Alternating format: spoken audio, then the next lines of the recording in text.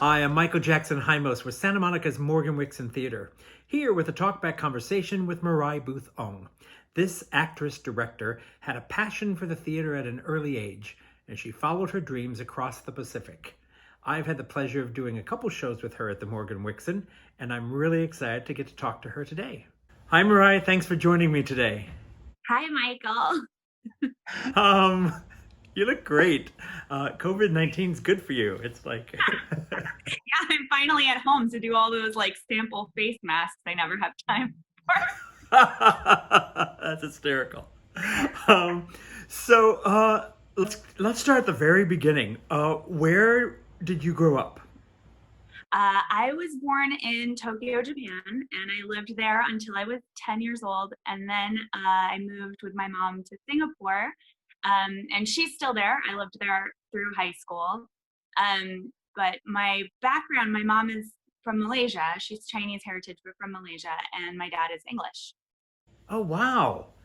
And they met in Japan, or They met in Japan. He was a writer and she was an editor, so they met through some like publishing meet cute thing.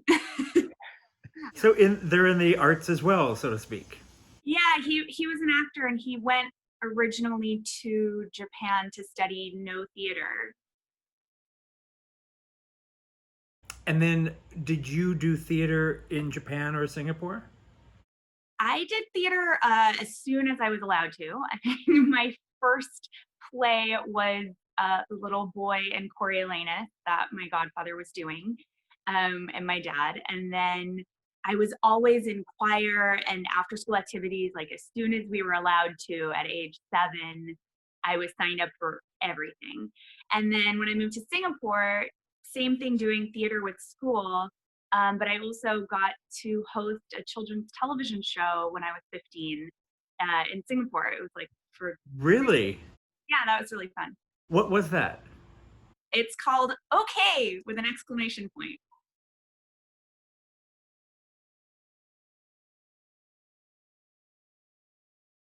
They're still airing it sometimes. Really? Yeah, last time I went back to Singapore, I just thought I'd browse, what's on TV here these days, and my face popped up, and I thought, oh, you're still airing this? Wow. Unfortunately, I guess no residual checks, but No. um, do you remember the do you remember the first time that you looked at the stage and said, "I want to do that," or "I want to be an actress"? Oh gosh. I mean, I was obsessed with The Sound of Music and with Annie when I was like 2 or 3 years old with the movies. And I think I just went back and forth watching those two and Mary Poppins. Um, I remember seeing Peter Pan and The Sound of Music in Japan with like fully Japanese casts in Japanese. Uh, even when I was like 1 or 2 years old, my mom was teaching English to Japanese people through theater. So I remember being like teeny tiny and sitting with her in the theater while she gave director notes. Um, so that was like my earliest memory. When I was little, I just wanted to be like a clown or a firefighter or whatever. And then I realized, hey, if I'm an actor, I can do all those things, something different every day.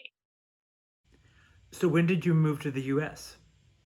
I came over to the United States for university. I went to Elon University in North Carolina. Now, the first show that I met you on was Chorus Line about 10 years ago, I think.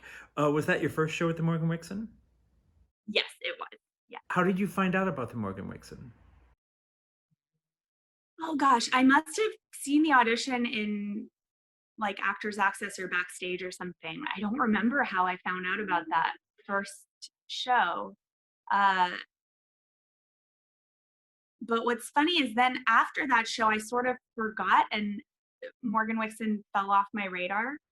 Um, and then a couple of years ago, I came to watch my friend Amanda Gregg in Company, and that sort of reminded me about how great the Morgan Wexon is. And also I live in Burbank, And so I always thought like, oh, it's too far. But going to see her in the show, I was like, oh, I'm actually opposite traffic. I could totally do shows here again. So since you returned, you've done quite a few roles. What is your favorite role so far at the Morganixon?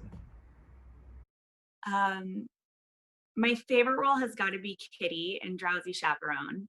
That was just such a fun show. I didn't know it at all before auditioning, and I listened to the soundtrack a few times, and Kitty wasn't even on my radar. I wrote down Janet and George because I tap dance, and it's just like thanks to Christy and Nico and Daniel that they saw something that was Kitty in me.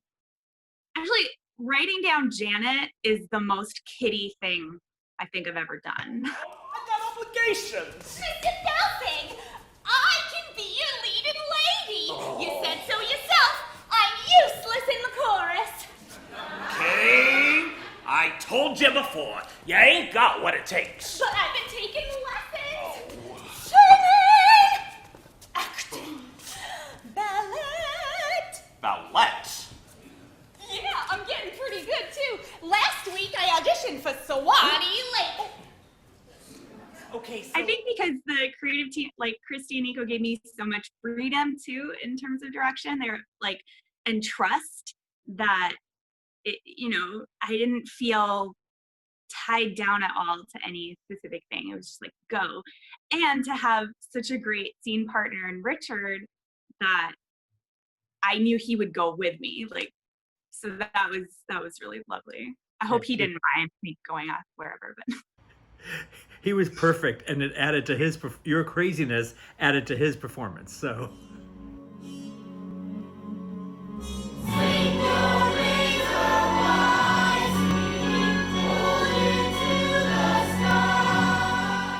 Not only you're an actress, but you're also a director.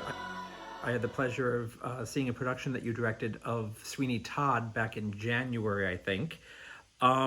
You said your mom was a director. How did you get started in directing? I got started directing a lot of children's theater, both with adults for children. That was what I directed at Summer Stock for the kids programs that would be in the morning.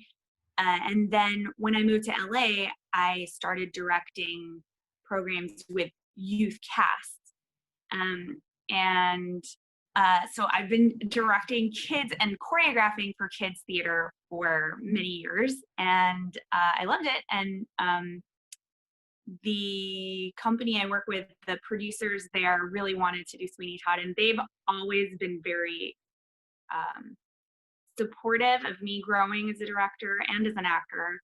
And so they just kept giving me more and more opportunity to take on full shows. But yeah, Sweeney Todd was the first full-scale musical with adults that I've directed, and it was a lot of fun, and I hope to do more of it. Well, for your first time, it didn't look like your first time. It was really a really wonderful production. Thank you. It's easy when the rating is so good. Well, that's true too, but you can mess up Sondheim very easily, and you didn't. Do you find that being an actor helps you to be a better director and vice versa? I definitely think being an actor informs how I speak to other actors and how I'm able to communicate with a cast. And I also think that for me, the overall picture of it and directing comes more from my background as a choreographer than from acting. But I think they definitely go together.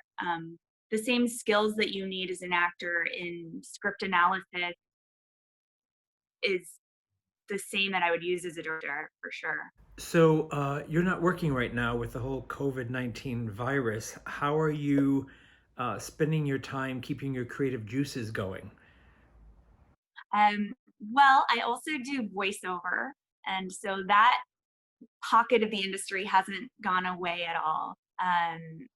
So that's been very fortunate. I just finished recording an audiobook last week from my house. So that's fun. Can you share what the title is? Yes, the title is The Girl and the Ghost, and it's by a Malaysian author named Hana Al-Kaf, and it's already won like literary awards, even though it's not published yet. So that's very exciting. And part of how I got it is because I'm from Malaysia, or my family's from Malaysia. And so it's really special for me to be able to record that and shine a light on Malaysian culture and what that is like, because there isn't any in youth literature. What are your top 3 acting roles that you would, your dream roles? Um, I would love to play Fiona in Shrek. I would love to play Millie in Thoroughly Modern Millie. I guess anything Sutton Foster's done. That's me. Yeah. And Baker's wife in Into the Woods. 3 amazing choices. Those are just my musical choices. They're different acting play choices. What are the acting choices? The regular play choices? Oh, let's see. I guess just Catherine in Proof. That's like my number one, has been for many, many years. I would also love to do Oleana one day. Well, I thank you so much for spending time with me today. And I can't wait till the theater is back open and you're either on stage or directing something at the Morganixon. Yeah, that would be really exciting. Can't wait to see you in person soon. Oh, and hug you. Have a great day. Bye. Bye.